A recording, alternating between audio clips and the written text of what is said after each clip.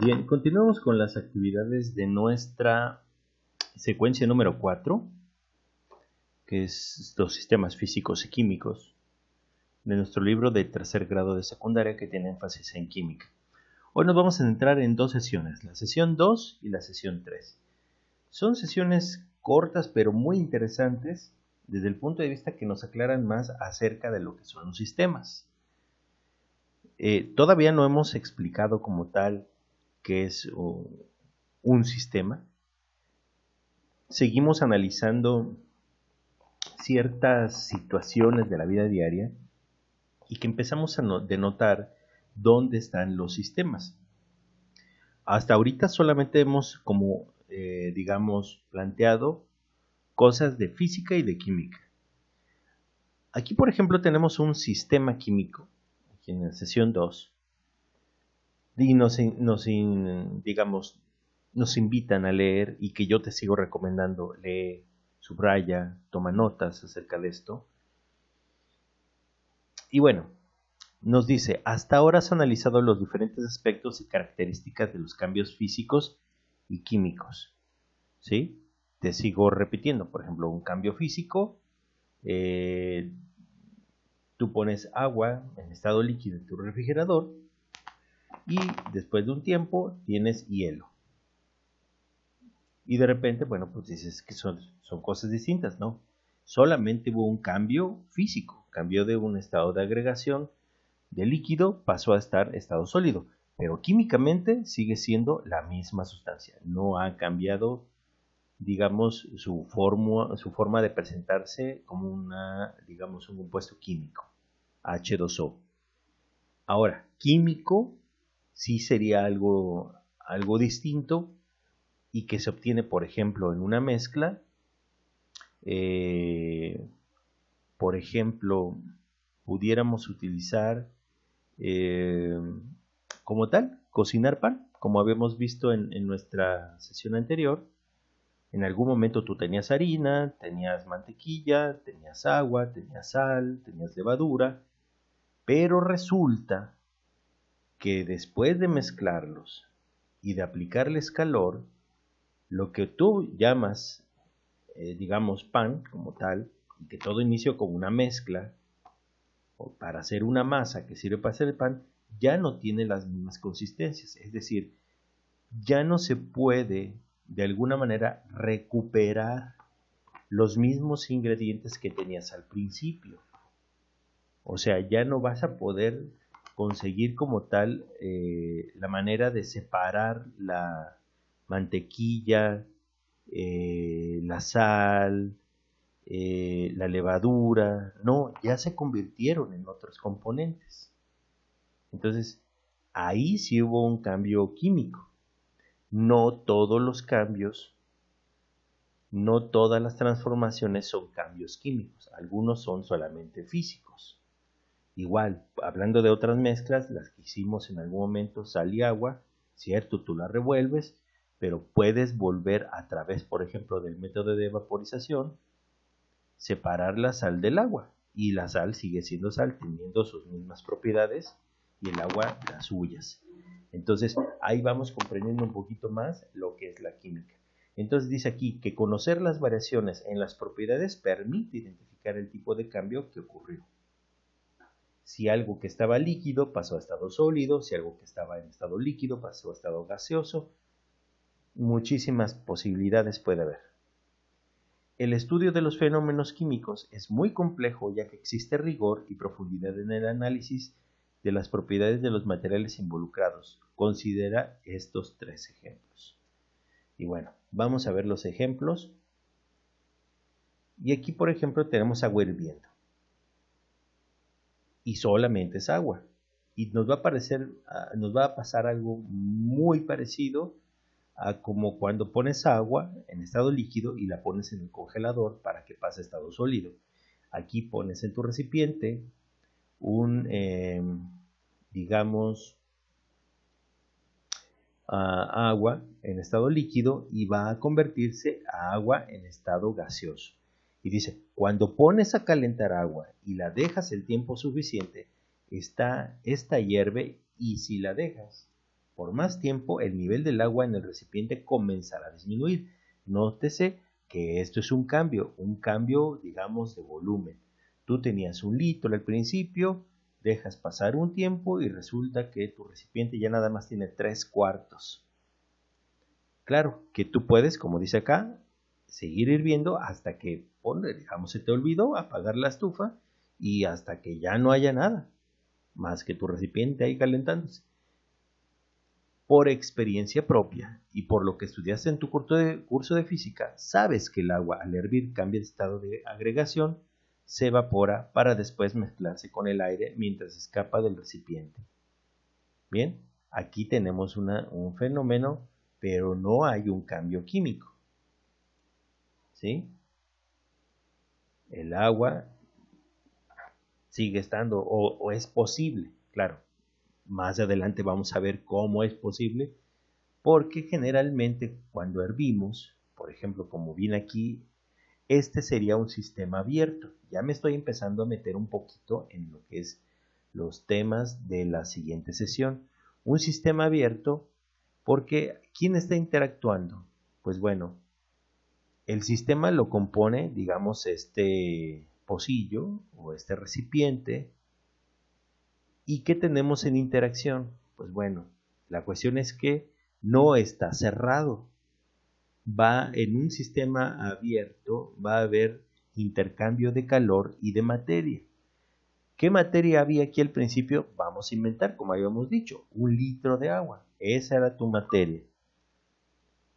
Pero resulta que después de hervir, tu materia se disminuye. El nivel del agua baja y hay una transferencia de materia. De tener materia en estado líquido, pasa y se libera a través de este sistema que está abierto y esa materia se mezcla con otro sistema, que ¿cuál sería? El del medio ambiente. ¿Sí? Ya estamos hablando ya de lo que sería un sistema, pero no hay reacción química. ¿Sí? Solamente hubo un cambio, como dice aquí el texto, un cambio físico. Ahora, en el caso de la combustión de la madera, eso es muy distinto. Porque si tú quemas un pedazo de madera por completo, al final quedará únicamente la ceniza. El humo que produce dicha combustión es evidencia de que algo diferente a la madera o la ceniza se está mezclando con el aire. Es decir, este humo, no podemos considerar que todos los humos es agua. Es cierto que si tú pesas, o bueno, si tú, vaya, aunque no tengas una báscula, puedes sopesar con tus manos cuánto pesa ese trozo de madera, al terminar, suponiendo que incluso no has llegado a dejarlo hasta las cenizas, tal y como está aquí en la imagen, el tronco cada vez se siente más ligero. Y ese cambio de masa, digo, los que de alguna manera hemos levantado un pedazo de tronco quemado, claro, no recién quemado, te quemarías, pero te darías cuenta que la masa ya no es igual, se siente más ligero. ¿Y esa masa dónde se fue? Pues bueno, este gas que estoy señalándote, no es necesariamente, digamos, agua. Incluso si tú te acercas a olerlo, por ejemplo, si tú has acercado a hacer alguna vez una vaporización o no sé, algo parecido al agua, no tiene olor. El vapor de agua no tiene olor. En cambio, si te acercas, es característico este humo. ¿Sí? Igual pasa si estuvieras quemando plástico, también tiene otro olor característico. Entonces, bueno, partiendo de esto, en el caso de la combustión de la madera, el hecho de que cambie de forma, porque tarde o temprano este tronco terminará hecho polvo, o sea, cenizas. Va a haber, como dice, el humo que produce dicha combustión es evidencia de que algo diferente a la madera o las cenizas se está mezclando en el aire. Digamos, no existe el elemento madera. Si tú buscas una tabla periódica, por ejemplo, aquí tenemos una. no existe el elemento madera. La madera es una mezcla, tiene muchos otros componentes. Pero cuando tú quemas la madera, al final no queda madera. Entonces, si lo que entra, permíteme un poquito. Por ejemplo, déjame. Tú tienes madera.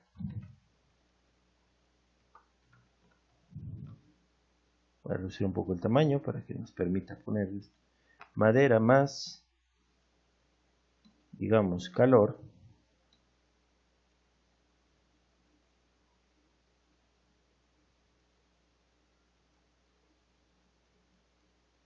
En algún momento nos da como consecuencia, vamos a poner, no sé,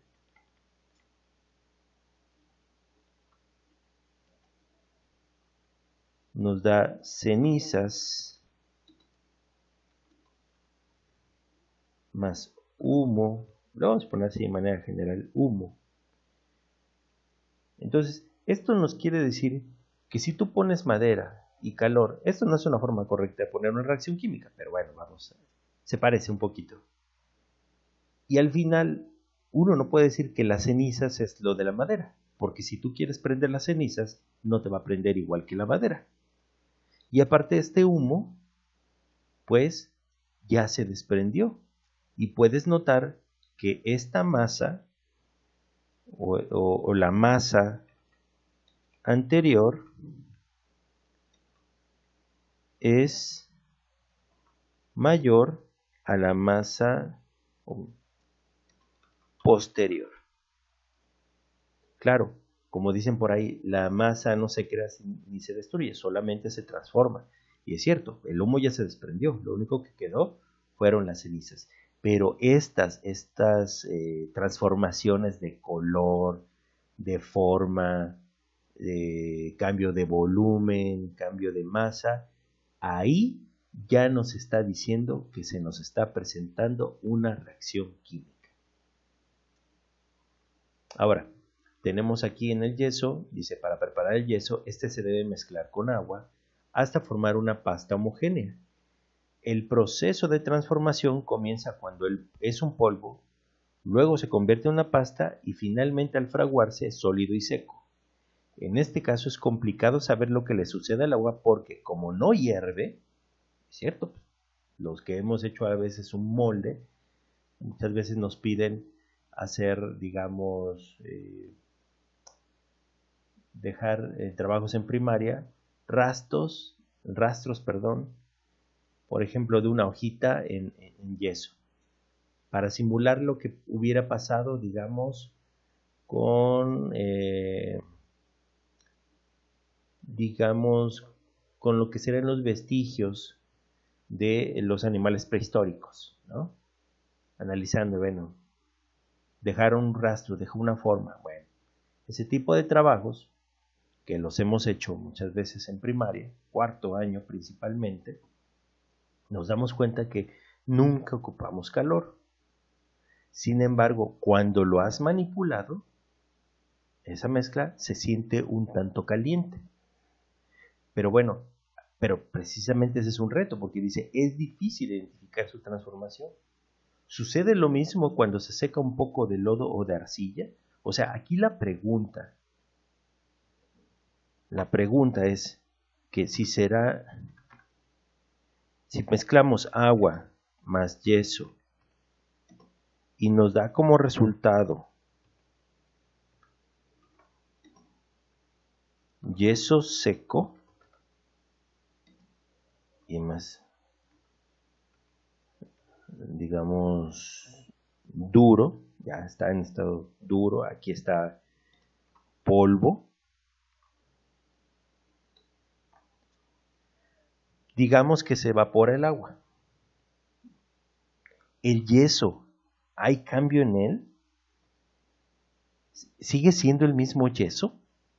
Porque entonces aquí estaríamos hablando de que solamente hubo un cambio químico, digo físico. Pues dejamos la pregunta, ¿el yeso cambió sus propiedades? O sea, solamente pasó de estar en forma de polvo a estar como una pasta dura, ¿es todo? Entonces, habría que investigar. Te vuelvo a insistir, no es fácil. Muchas veces hay que estar investigando caso por caso para ver si hay una transformación. Porque pasaría lo mismo como con la mezcla de cemento que vimos en el video anterior. Ya estaban en polvo, el agua le permitió, incluso habíamos resaltado que el agua permite que se integren estos elementos, y bueno, y al final la grava sigue siendo grava, el cemento sigue siendo el cemento, ¿sí? Por ahí va la historia. ¿O hubo una reacción química? Aquí faltó poner esto. Entonces, aquí incluso vamos a poner hubo una reacción química.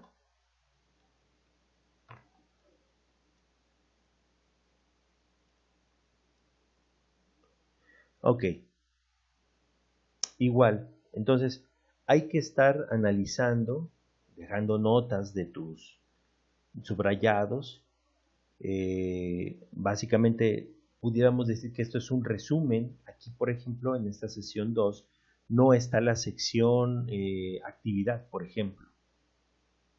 Pero vale la pena dejar ahí algunas notas en nuestro cuaderno.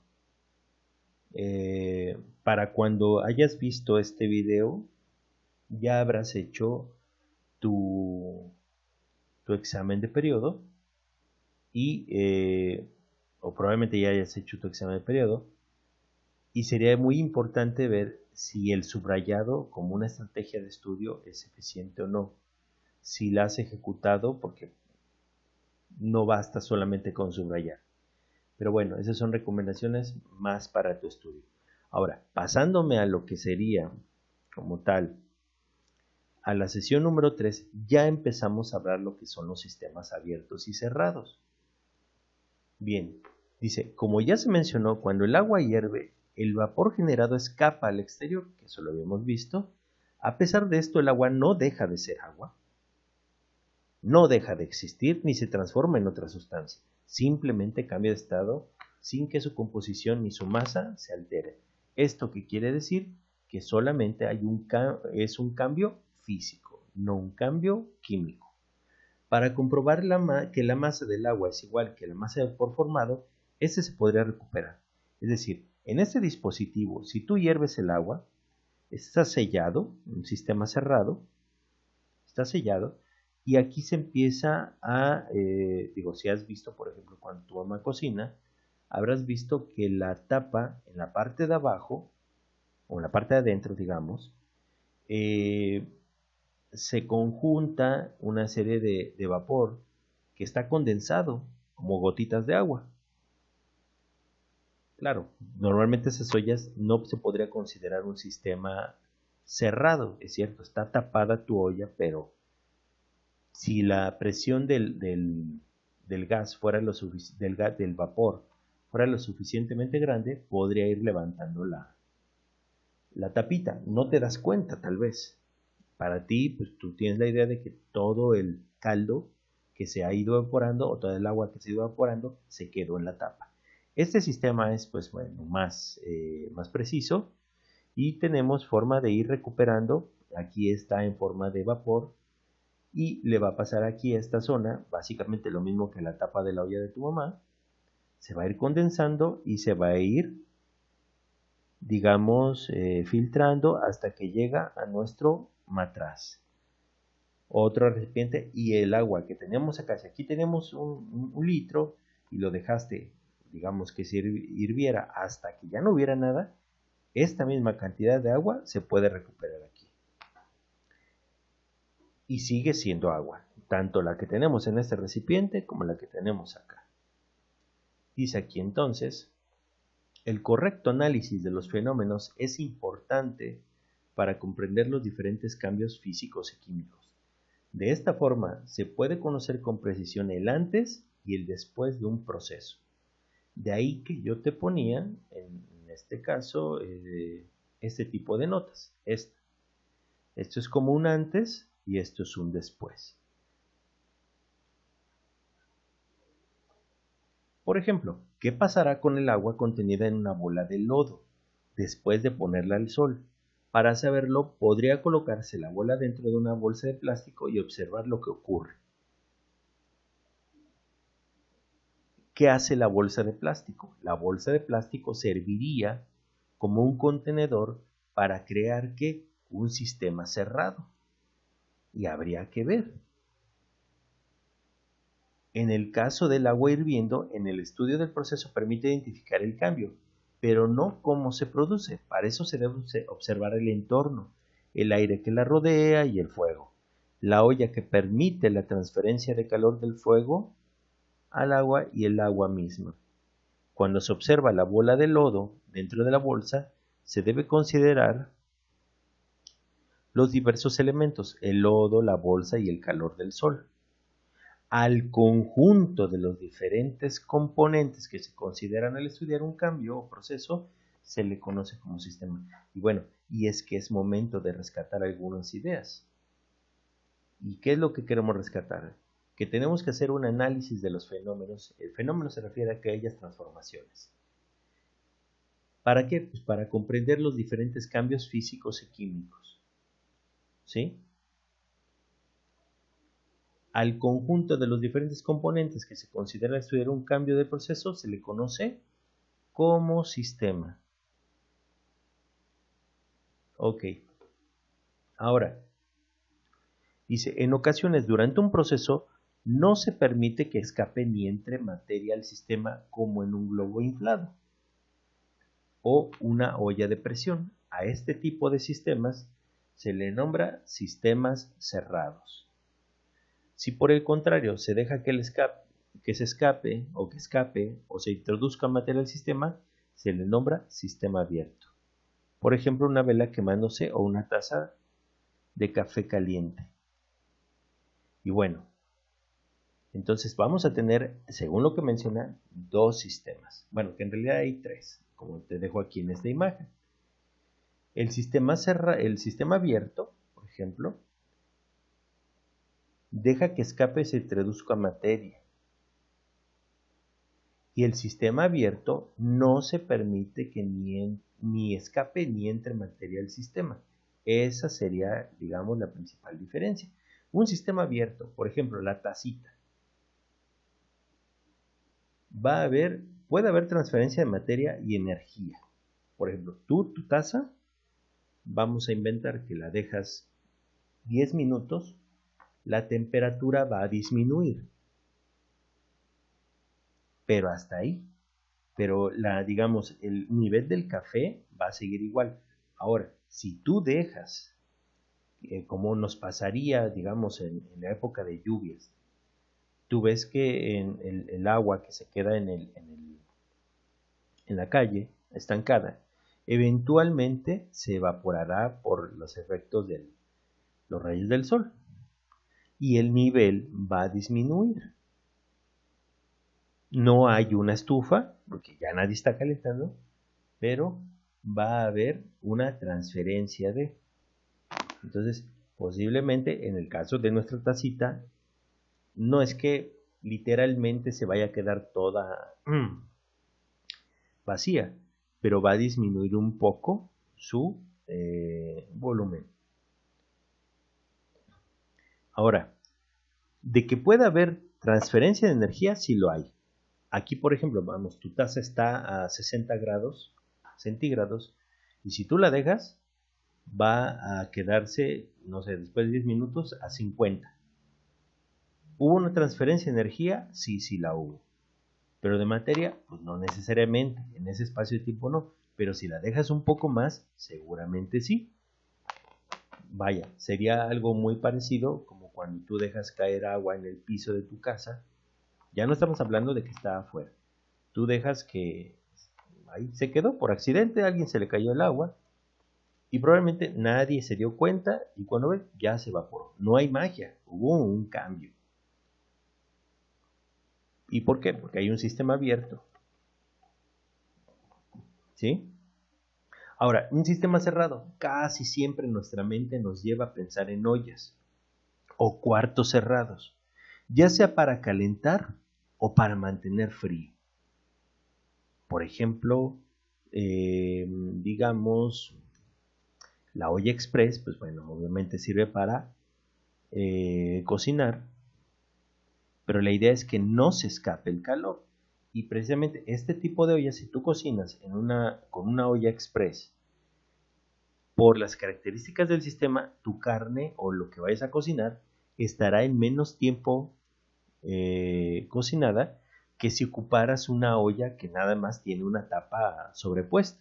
¿Por qué? Porque esta tapa de la olla express está sellada y generalmente, pues si alguna vez has visto una, la estructura es mucho más gruesa y evita todavía pues que se salgan digamos los componentes. Entonces en esta no hay una transferencia de material, sí hay una transferencia de energía, porque inicialmente tú tenías carne dentro con agua, por ejemplo, algún condimento, pero estaba, digamos, a 10 grados centígrados, o a 15, 20. Y cuando prendes tu estufa, pues va a ir incrementando su temperatura.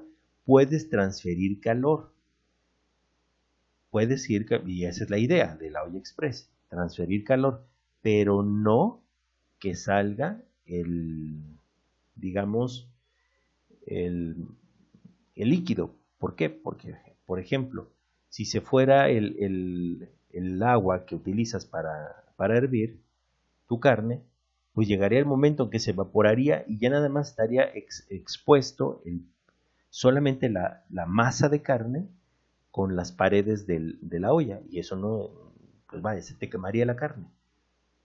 Por eso es que cuando cocinas con una olla con tapa que nada más está sobrepuesta, tienes que revisar el nivel del agua, porque si ya le falta agua, tienes que ponerle otro poco más para evitar que se queme tu carne. En este sistema cerrado no sale agua ni entra agua. Ahí se queda y es más que suficiente para cocinar tu carne. ¿Hay otros más? Sí, por ejemplo los refrigeradores. Tú quieres que algo se conserve siempre a 70 grados centígrados bajo cero, por ejemplo, que hubiera y que sí los hay, claro, no en tu casa. Tú quieres que se mantenga a esa temperatura, pues ¿qué tienes que hacer? Pues mantenerlo cerrado. ¿Por qué? Para que no entre calor. Digamos, dicho en otros términos, te decía, dicho en otros términos, déjame ponerte un ejemplo. Haz de cuenta, por ejemplo, hay refrigeradores que ya están un tanto maltratados y generan mucha escarcha, como hielo. Entonces, eventualmente, digo, las personas podríamos optar por abrir el congelador para que se vaya debilitando y podamos ir quitando estos bloques de hielo, que son indeseables, pues. Pero pues bueno, ahí estamos hablando que también para los sistemas de enfriamiento es adecuado tener un sistema cerrado. Generalmente, algo que te va a decir tu mamá cuando dejas la puerta del refrigerador abierto es que la cierres. ¿Por qué razón? Porque de alguna manera, si tú dejas la puerta abierta, ingresará calor y el proceso de descomposición de los productos se acelerará. La idea de tener un refrigerador, que sería un sistema o podría ser un sistema cerrado, es retardar o impedir el proceso de descomposición de la comida. Bien. Ahora, tenemos este esquema. Los sistemas abiertos, dice aquí, hay intercambio de materia y de energía con el entorno. ¿Cuál entorno? Pues bueno, el ambiente. ¿Sí? aquí por ejemplo, una botella de agua abierta. Tú tienes tu botella de agua abierta, digamos, compraste tu refresco o tu agua estaba fría, la compraste, estaba en el refrigerador, pero no te la tomaste inmediatamente. ¿Qué pasa con tu refresco? Pues al rato, en un poco tiempo, el refresco ya no te va a saber igual de bien. ¿Por qué? Porque dejaste escapar los carbonatos. Básicamente lo que sucede cuando tú abres un refresco, suena porque se empieza a escapar, ¿qué? El gas de tu refresco. Y no sabe igual. Bueno, a las personas que les gusta el refresco, pues no les da igual tomarse un refresco recién abierto que uno que tiene ya 2 días ahí abierto, aunque esté frío. Ya no les gusta. Entonces, cuando tú tienes la botella abierta, eso, digamos, ejemplifica un sistema abierto. ¿Qué otros? Un ser vivo también tiene un sistema abierto, pues va a decir, pero pues no tienen ninguna herida. Pues no, no es que tengan ninguna herida, pero de manera natural, ¿qué? Pues entra comida y sale orina, saliva, excremento. Es decir, hay una reacción química. Tú consumes un vaso con leche y no sale eso. Se tiene que procesar, se convierten en otras sustancias, tu cuerpo absorbe parte de esas sustancias, pero lo que entra, no necesariamente es lo que sale. Digo, porque si te das cuenta, por algo tendemos a acumular grasa. Dependiendo el tipo de físico, unos acumularemos más grasa que otros. Pero estos dos son ejemplos de sistemas abiertos y como esos, pues hay muchos más. Ahora, un sistema cerrado, entra la energía, sale la energía, pero no la materia. La materia sigue igual, como en tu olla express. Por ejemplo, en la botella de agua cerrada, tú puedes sacar tu refresco, puedes ir a la tienda, compras tu refresco, está frío, y cuando lo dejas en la mesa ganará energía, es decir, se va a poner tibio. Pero tú puedes volverlo a meter al refrigerador y está igual de disfrutable tu agua, tu refresco. ¿Por qué? Porque el nivel del agua, el nivel de tu refresco no le pasó nada. Tu refresco va a seguir manteniendo el gas. Ahora, ¿qué otros ejemplos tenemos? Pues básicamente todos los enlatados. Claro, todos tienen su periodo de caducidad, pero debido a eso es que puede una lata aguantarte 1 año, 2 años, 3 años, porque se mantienen selladas. Ahora, habrá algunos sistemas que serían sistemas aislados, que sería una variante de un sistema cerrado, pero la diferencia es que aquí ni sale energía ni entra energía. Obviamente tampoco sale materia. Ejemplo, por ejemplo, un termo. Hablando de un buen termo, aunque hay termos que en realidad les cuesta mucho, son sistemas cerrados, te pueden mantener tu café una buena cantidad de tiempo, pero no todo el día va a estar igual de caliente. Pero ahí básicamente sería el funcionamiento, es aislarlo. Una habitación cerrada sin ventanas, por ejemplo, para mantener pues, la temperatura ambiente. Por ejemplo, los que tienen sistemas de enfriamientos en época de calor, la idea es pues mantener las ventanas cerradas. ¿Para qué? Para que la temperatura en tu cuarto esté agradable. Bien, bueno, hasta aquí entonces estamos hablando de lo que serían sistemas abiertos, sistemas cerrados y sistemas aislados, aunque no le estamos poniendo demasiado énfasis a lo que sería un sistema totalmente sellado, o sea, aislado. Bien, pues bueno, te agradezco tu tiempo y nos estaremos viendo en el próximo video. Hasta luego.